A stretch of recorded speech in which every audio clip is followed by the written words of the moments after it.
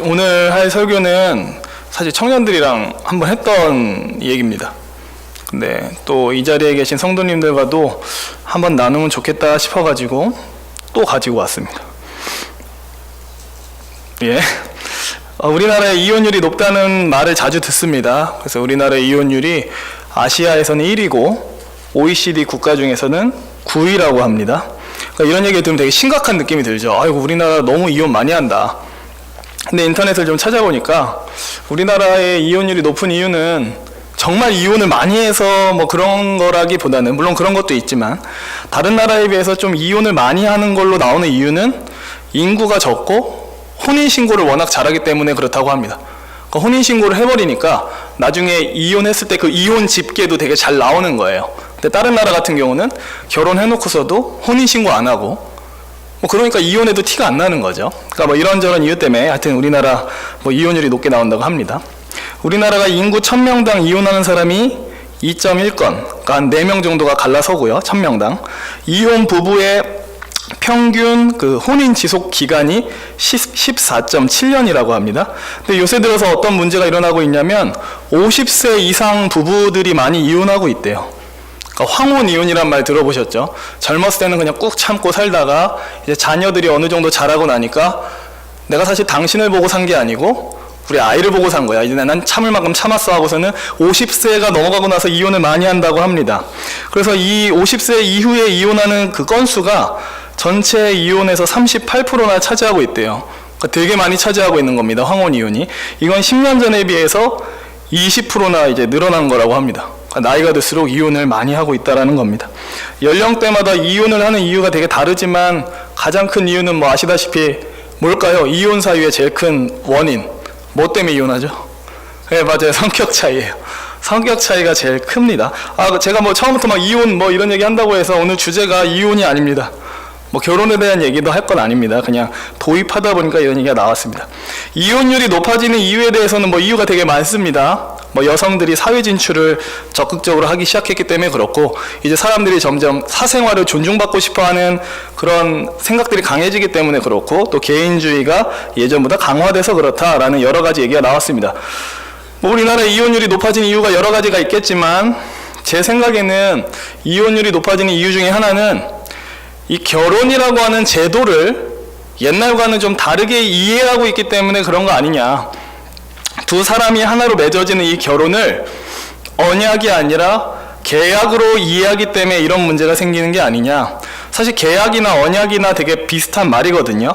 근데 이 계약이나 언약은 성경적으로 봤을 때는 좀 의미가 다릅니다. 그냥 간단하게 예를 들어보겠습니다. 뭐 제가 결혼을 했습니다. 결혼을 했는데 얼마 지나지 않아서 제 배우자가 큰 병에 걸렸어요. 그래서 치료비가 무척 많이 들었을 뿐만 아니라 치료를 끝내고 났는데도 그 병이 워낙 뭐 심한 병이었기 때문에 더 이상 제 배우자는 평생 직장 생활을 할 수 없는 상태가 되었습니다.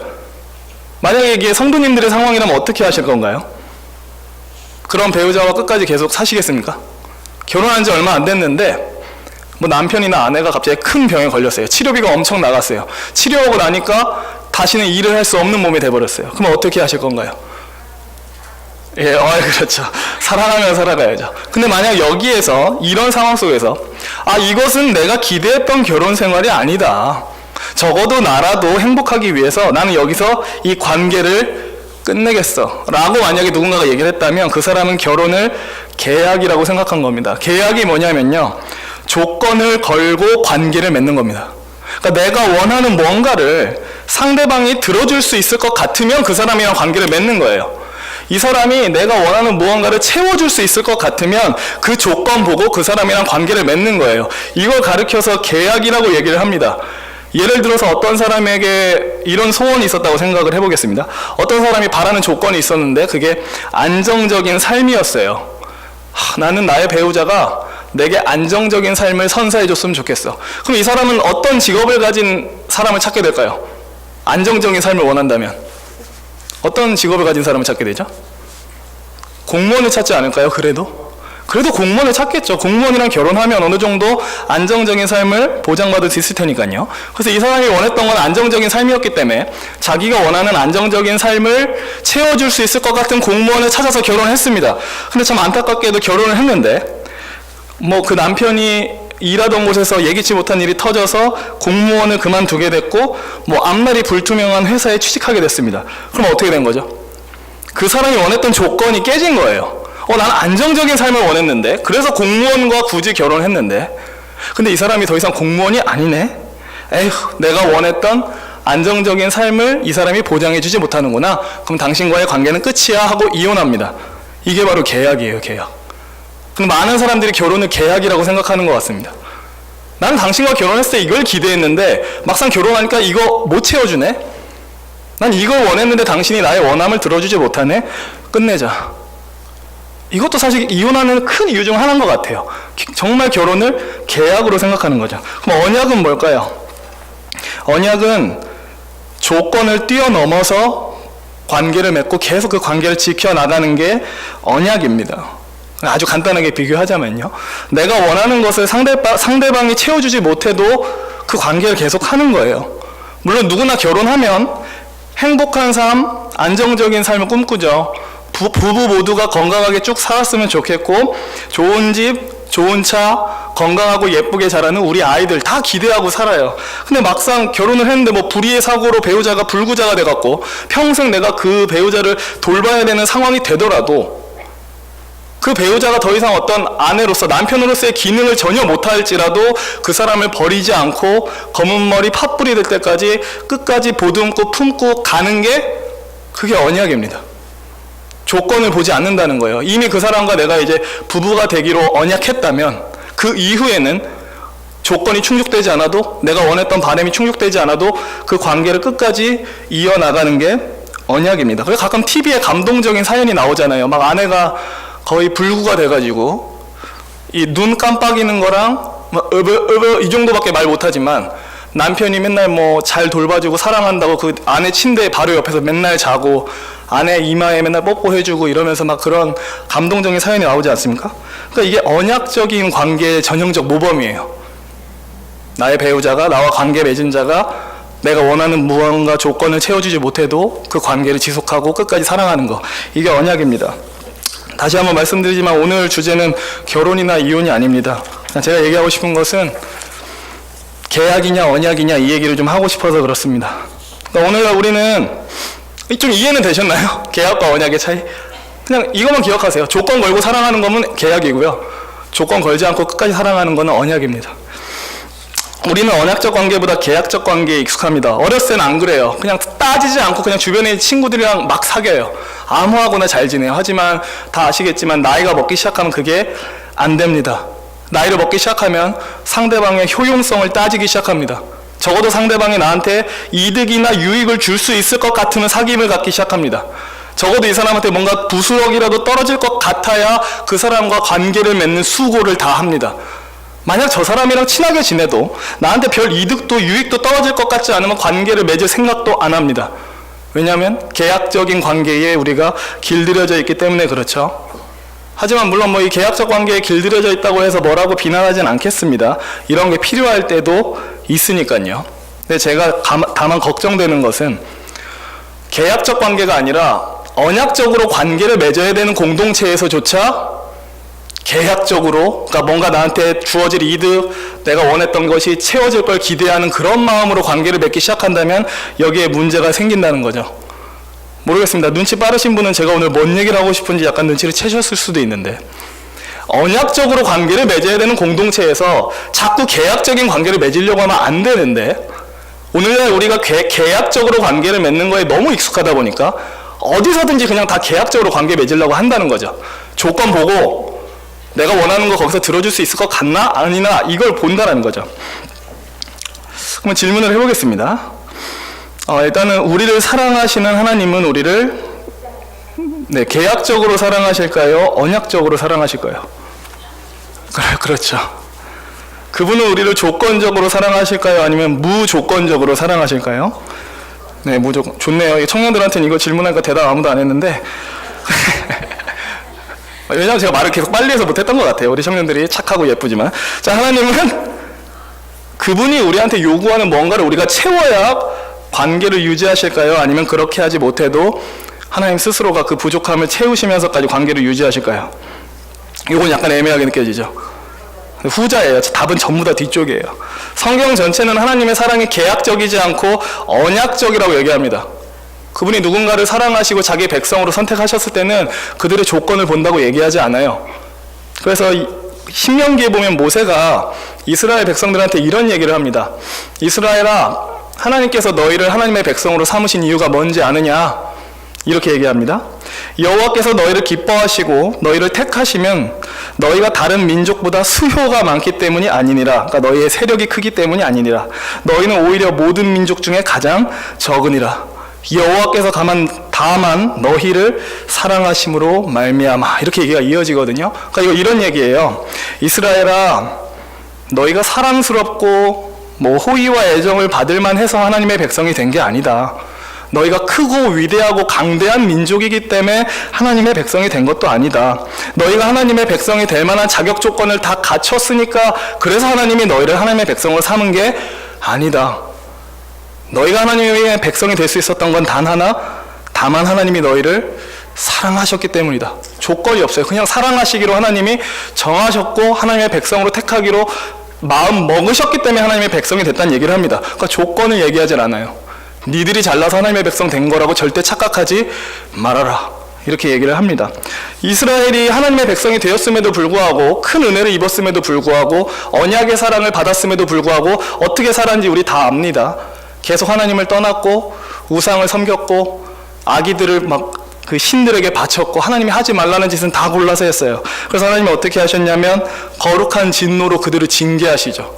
타 민족에게 징계받게 하시고 죽임도 당하게 하시고 거의 멸망 직전에 가게까지 하십니다. 하지만 그럼에도 불구하고 하나님이 이사야를 통해서 약속의 말씀을 주실 때 이런 얘기를 하세요. 그들을 무섭게 진노하셨음에도 불구하고 이렇게 얘기하시길, 요 예전에 담임 목사님께서도 이제 인용하셨던 말씀인데, 여인이 어찌 그 젖 먹는 자식을 잊겠으며 자기 태에서 난 아들을 긍휼히 여기지 않겠느냐.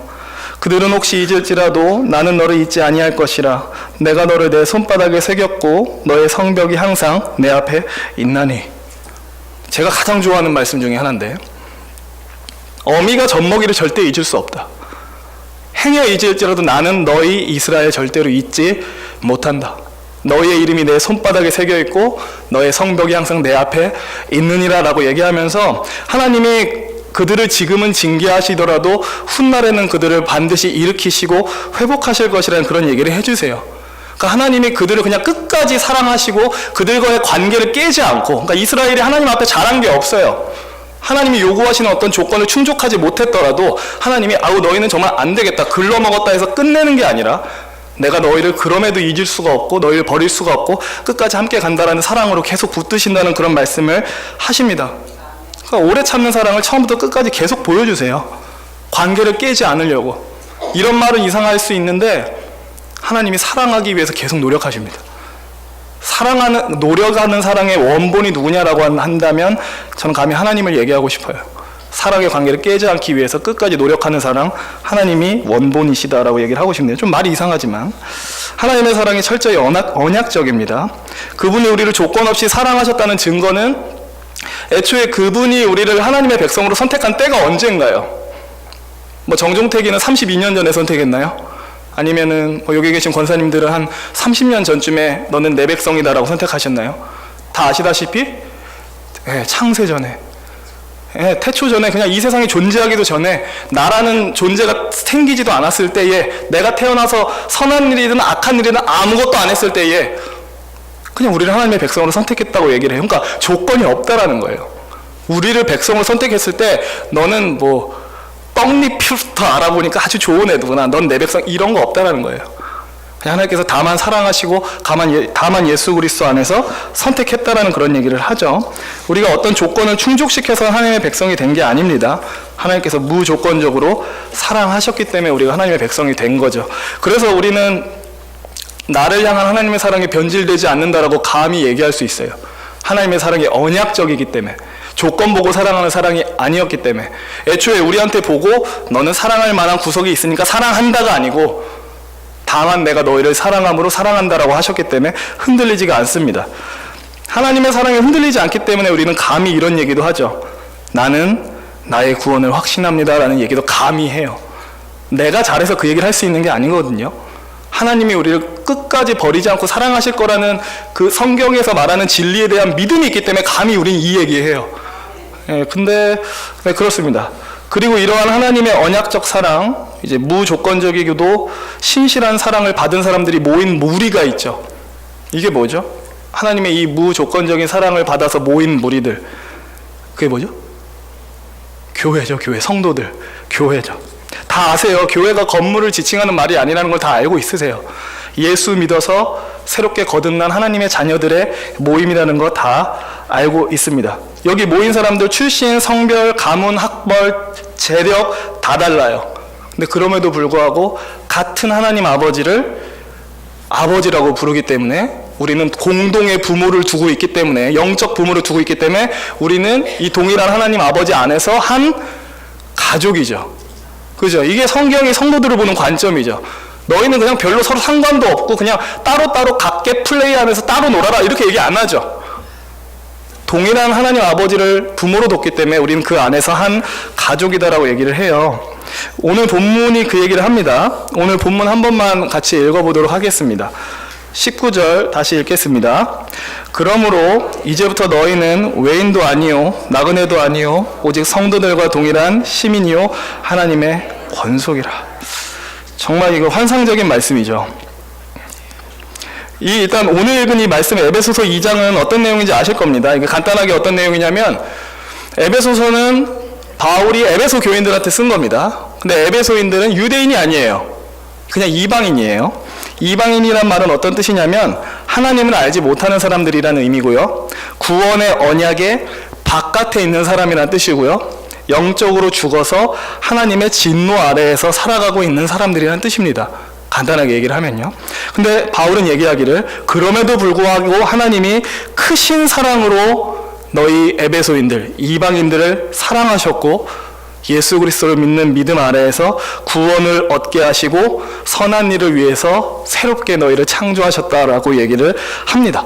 그리고 계속해서 이어져 가면서 얘기하기를, 본래 유대인과 이방인들은 하나 되기가 너무 힘들었다. 왜 힘들었냐면 유대인들은 일찍이 하나님으로부터 율법을 받았고 유대인들은 이 율법을 갖고 있기 때문에 스스로 엄청난 자부심을 느끼고 있었어요. 우리는 율법도 가지고 있고, 근데 저 이방인들은 율법을 안 갖고 있고, 우리는 거룩하지만 저들은 속되고, 우리는 저들과 섞일 수 없어라고 얘기하면서 유대인들은 이방인들과 어울리지 않았습니다. 근데 바울이 얘기하기를, 예수 그리스도께서 이 유대인과 이방인 사이를 막고 있던 율법의 담을 허무셨다고 얘기를 하면서 너희가 그런 민족적인 정체성 떠나서 예수 그리스도 안에서 한 가족이다라고 얘기를 해요. 그 문맥 가운데 이런 얘기가 나오는 거죠. 그러므로 이제부터 너희는 외인도 아니요 나그네도 아니요 오직 성도들과 동일한 시민이요 하나님의 권속이라. 이거 풀어서 얘기하면요, 너희는 더 이상 하나님의 나라와 무관한 외국인들이 아니다. 너희는 더 이상 시민권 없이 눈치 보며 사는 불법 체류자들이 아니다. 이제 너희는 하나님의 나라의 시민, 하나님 나라의 공동체의 일원이다. 뿐만 아니라 너희는 하나님의 권속, 곧 이 권속이란 말의 뜻은 하나님의 가족이라는 뜻입니다. 그러니까 되게 영광스러운 말씀이죠. 본래 죄인이고 하나님께 용납받을 수 없었던 자들, 그리고 서로 도무지 섞일 수 없었던 모든 자들, 뭐 출신, 성분, 민족, 재력, 학벌 다 떠나서 이 사람들이 예수 안에서 한 가족으로 부름받았다라는 아주 놀라운 진리를 선포하고 있어요. 너희가 누구냐? 하나님의 가족이다. 누구의 가족이냐가 굉장히 중요한 거죠. 그죠? 내가 왕의 가족이에요. 그럼 저는 왕족이고 왕의 가족으로서 엄청난 혜택과 유익을 누리면서 삽니다. 그죠? 근데 우리가 하나님의 가족이 되었다라고 얘기를 합니다. 교회에 모인 자들 비슷한 얘기 드렸지만 동일한 구세주 예수 그리스도를 믿고 있습니다. 그리고 동일한 성부 하나님을 아버지라고 부르고 있습니다. 그리고 동일한 성령을 받았습니다. 그래서 교회 안에 있는 모든 자들 각기 달라도 삼위 하나님 안에서 한 가족이죠. 교회는 한 가족입니다. 갑자기 제가 가족이라는 얘기를 꺼낸 이유가 있습니다. 일반적으로 가족이라는 그 공동체는 계약적으로 사랑하는 공동체일까요? 언약적으로 사랑하는 공동체일까요? 그렇죠. 답을 너무 잘 얘기해 주셔가지고 설명이 5줄 있는데 이걸 넘어가야 되나? 그러니까 우리가 형제나 자매 중에 혹은 부모님이 우리가 원하는 것을 충족시켜주지 못하거나 내가 바라는 바람을 들어주지 못하면 그 가족 안에서 뛰쳐나가나요? 안 뛰쳐나갑니다. 엄마는 내가 원하는 거 사주지도 않아. 나 호적에서 파주세요. 이렇게 얘기하는 사람 없어요. 아들아, 너는 참 내 아들로서 엄마를 항상 화나게만 하는구나. 널 호적에서 파버리겠어. 이런 거 있을 수도 있는데 웬만해서는 없어요. 그러니까 피는 물보다 진하다는 말이 있듯이 아무리 미워도 가족은 가족이고 버리고 싶어도 안 버리죠. 못 버리죠. 못 버리는 게 가족입니다. 왜 그러냐면 가족이라고 하는 이 공동체를 묶고 있는 사랑이 계약의 사랑이 아니라 언약의 사랑이기 때문에 그래요. 조건을 뛰어넘어서 끝까지 너희와의 사랑의 관계를 이어나간다라는 언약의 사랑이 가족을 붙잡고 있기 때문에 그래요. 그러면 삼위 하나님 안에서 무조건적인 언약의 사랑을 받은 사람들이 한 가족으로 묶였습니다. 그럼 이 교회 공동체는 어떤 사랑이 존재해야 되는 공동체죠? 계약의 사랑이 존재해야 되는 공동체인가요? 아니면 언약의 사랑이 존재해야 되는 공동체인가요? 답은 아시지만 대답하기는 어렵죠. 그래서 이 설교가 또 하고 싶었던 것 같습니다. 만약에 이 교회가 성도님들의 요구를 충족시켜주지 못하면, 성도님들의 바람을 충족시켜주지 못하면 이 교회와 관계를 끊고 다른 교회로 가셔야 되나요? 여기서 예라고 하면 큰일 나죠. 아니면 이 교회가 성도님들의 어떤 욕구를 완전히 채워주지 못하더라도 가슴으로 품고 기도하고 사랑해야 되나요? 이게 사실은 맞습니다. 이런 말이 있어요. 저 고등학교 때 들었단 말인데요. 당신의 첫 교회가 끝교회가 되게 하라라는 말을 들었어요. 이 말 들었을 때 기분 좋은 사람도 있고 약간 싫은 사람이 있을 수도 있어요. 뭐야? 그런 말도 있어? 성경에 나오는 말은 아닙니다. 누군가가 한 격언이겠죠. 당신의 첫 교회가 끝교회가 되게 해라. 여러 가지 의미를 포함하고 있는 말입니다. 제가 생각했을 때는 이런 의미가 있는 것 같아요.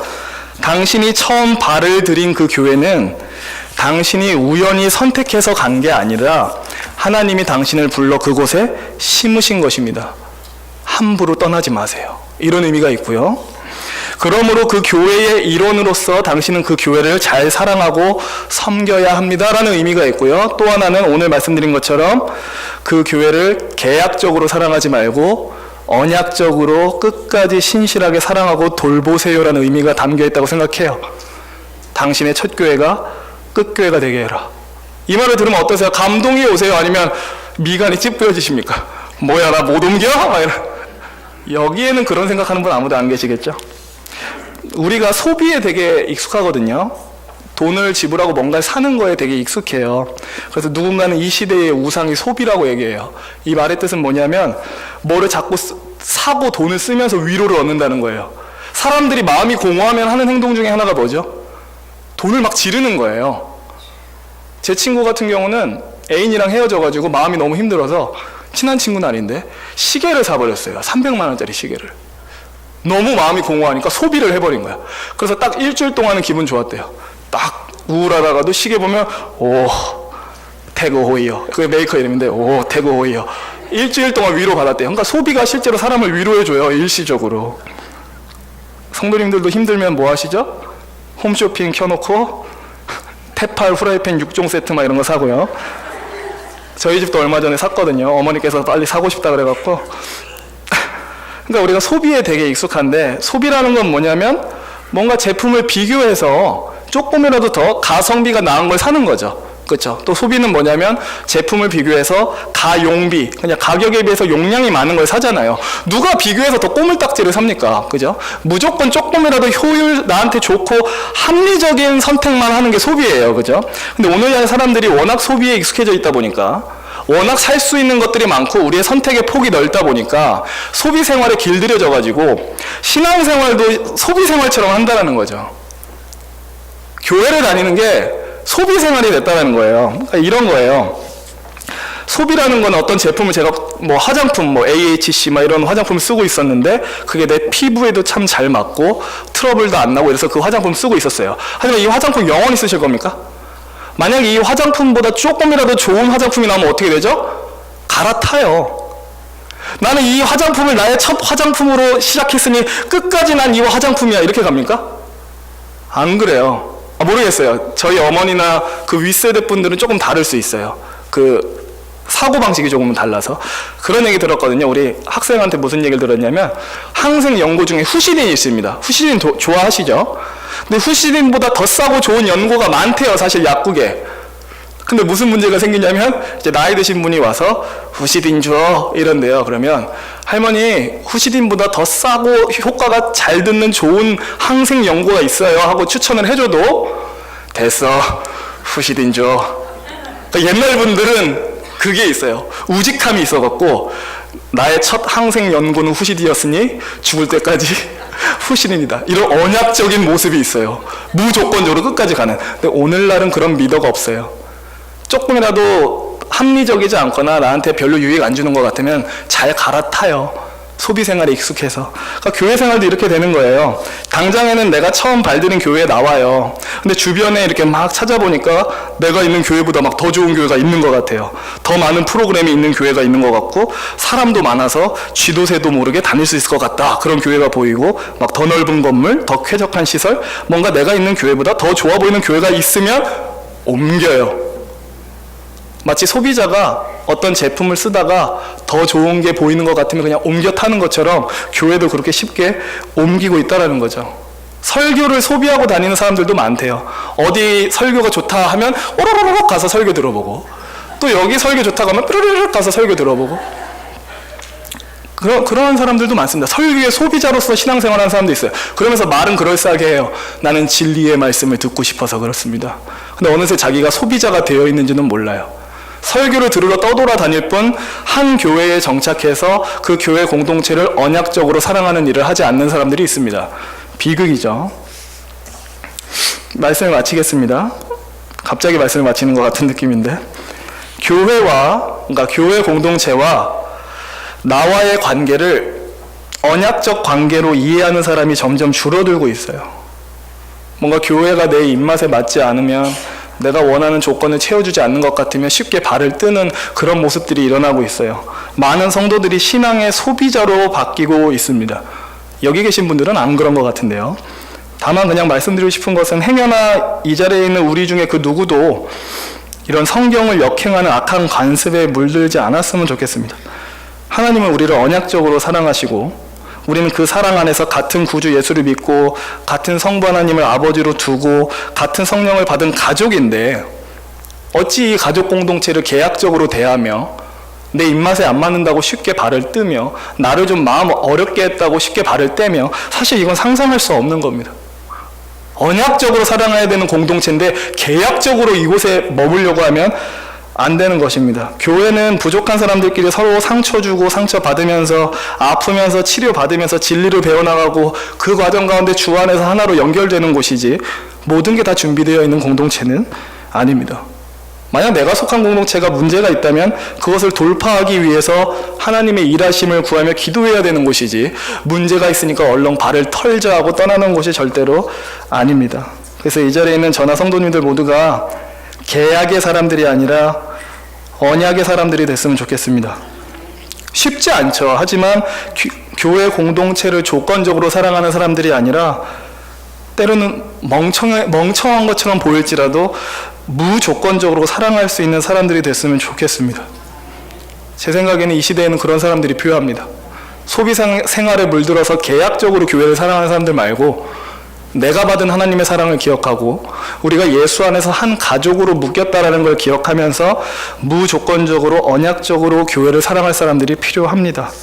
그래서 이 자리에 계신 우리 성도님들 모두가 때로는 마음이 힘들어도 예수께서 핏값을 주고 사랑하신 이 교회 공동체 나도 끝까지 사랑하리라 이 마음 갖고 끝까지 갈 수 있었으면 좋겠습니다. 기도하겠습니다.